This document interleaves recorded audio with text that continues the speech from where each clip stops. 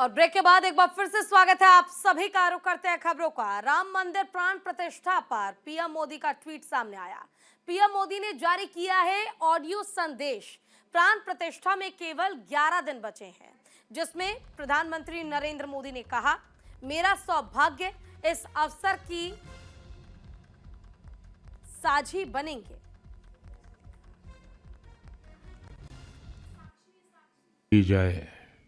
मेरे प्यारे देशवासियों, राम राम। जीवन के कुछ क्षण ईश्वरीय आशीर्वाद की वजह से ही यथार्थ में बदलते हैं।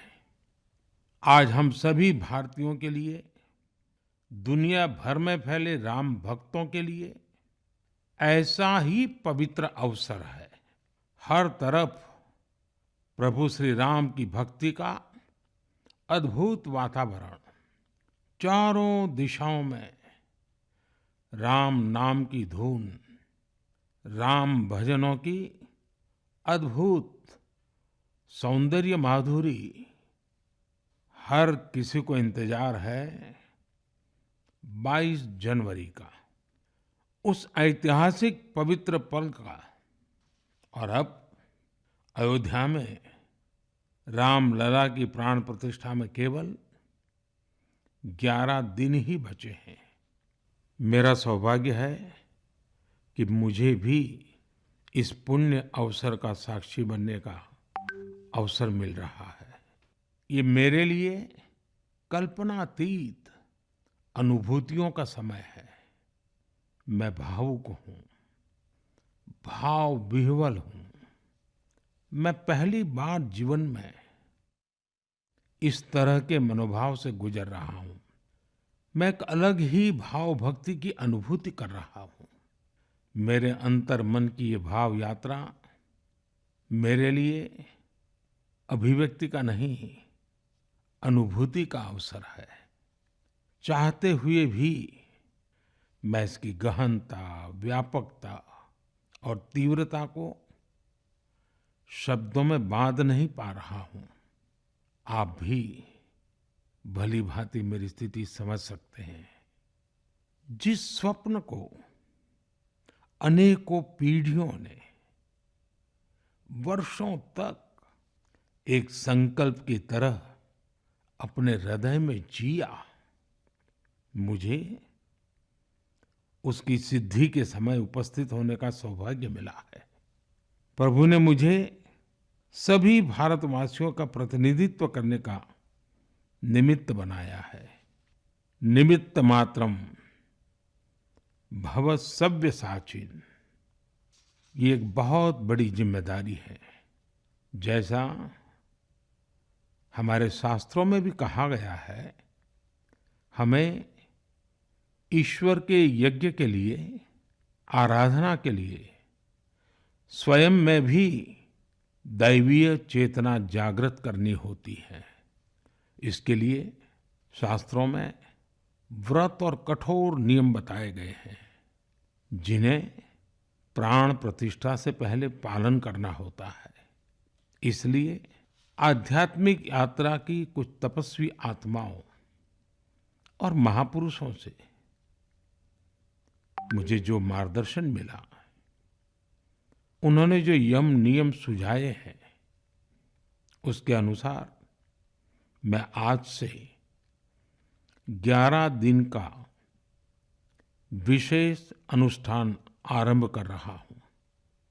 इस पवित्र अवसर पर मैं परमात्मा के श्री चरणों में प्रार्थना करता हूँ, ऋषियों, मुनियों, तपस्वियों का पुण्य स्मरण करता हूँ और जनता जनार्दन जो ईश्वर का रूप है, उनसे प्रार्थना करता हूँ कि आप मुझे आशीर्वाद दें, ताकि मन से, वचन से, कर्म से मेरी तरफ से कोई कमी ना रहे। साथियों, मेरा ये सौभाग्य है कि 11 दिन के अपने अनुष्ठान का आरंभ मैं नासिक धाम पंचवटी से कर रहा हूँ। पंचवटी वो पावन धरा है जहाँ प्रभु श्री राम ने काफी समय बिताया था। और आज मेरे लिए एक सुखद संयोग ये भी है कि आज स्वामी विवेकानंद जी की जन्म जयंती है। ये स्वामी विवेकानंद जी ही तो थे जिन्होंने हजारों वर्षों से आक्रांतित भारत की आत्मा को झकझोरा था। आज वही आत्मविश्वास भव्य राम मंदिर के रूप में हमारी पहचान बनकर सबके सामने है। और सोने पर सुहागा देखिए, आज माता जीजाबाई जी की जन्म जयंती है। माता जीजाबाई जिन्होंने छत्रपति शिवाजी महाराज के रूप में एक महामानव को जन्म दिया था। आज हम अपने भारत को जिस अक्षुण्ण रूप में देख रहे हैं, इसमें माता जीजाबाई जी का बहुत बड़ा योगदान है। और साथियों, जब मैं माता जीजाबाई का पुण्य स्मरण कर रहा हूं, तो सहज रूप से मुझे अपनी माँ की याद आना बहुत स्वाभाविक है। मेरी माँ जीवन के अंत तक माला जपते हुए सीताराम का ही नाम भजा करती थी। साथियों, प्राण प्रतिष्ठा की मंगल घड़ी, चराचर सृष्टि का वो चैतन्य पल, आध्यात्मिक अनुभूति का वो अवसर, गर्भगृह में उस पल क्या कुछ नहीं होगा। साथियों, शरीर के रूप में तो मैं उस पवित्र पल का साक्षी बनूंगा ही, लेकिन मेरे मन में, मेरे हृदय के हर स्पंदन में 140 करोड़ भारतीय मेरे साथ होंगे। आप मेरे साथ होंगे, हर राम भक्त मेरे साथ होगा। और वो चैतन्य पल हम सबकी सांझी अनुभूति होगी। मैं अपने साथ राम मंदिर के लिए अपने जीवन को समर्पित करने वाले अनगिनत व्यक्तित्वों की प्रेरणा लेकर जाऊंगा। त्याग तपस्या की वो मूर्तियां, 500 साल का धैर्य, दीर्घ धैर्य का वो काल, अनगिनत त्याग और तपस्या की घटनाएं, दानियों की, बलिदानियों की गाथाएं। कितने ही लोग हैं जिनके नाम तक कोई नहीं जानता, लेकिन जिनके जीवन का एकमात्र ध्येय रहा है भव्य राम मंदिर का निर्माण। ऐसे असंख्य लोगों की स्मृतियां मेरे साथ होगी। जब 140 करोड़ देशवासी उस पल में मन से मेरे साथ जुड़ जाएंगे, और जब मैं आपकी ऊर्जा को साथ लेकर गर्भगृह में प्रवेश करूंगा, तो मुझे भी एहसास होगा कि मैं अकेला नहीं, आप सब भी मेरे साथ हैं। साथियों, ये 11 दिन व्यक्तिगत रूप से मेरे यम नियम तो है ही, लेकिन मेरे भाव विश्व में आप सब समाहित है।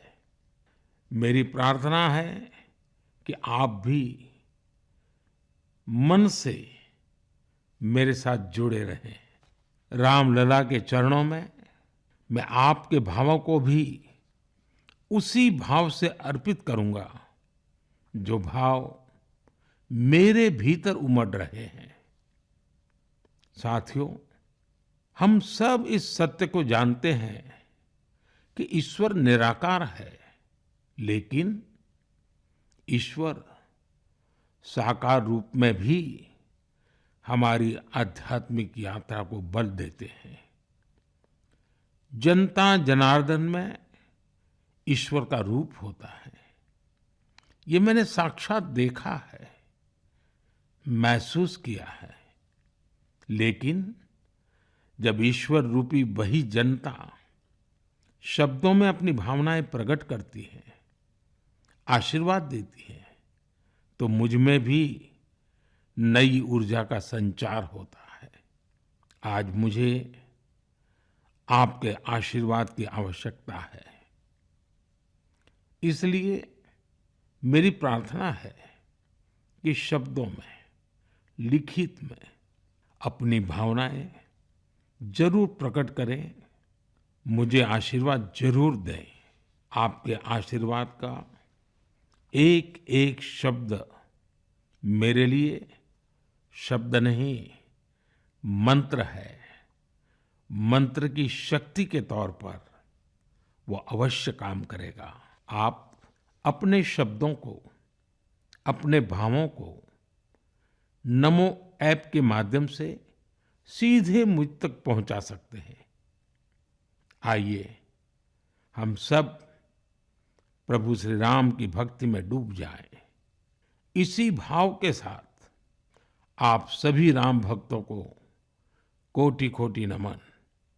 जय सिया राम, जय सिया राम, जय सिया राम।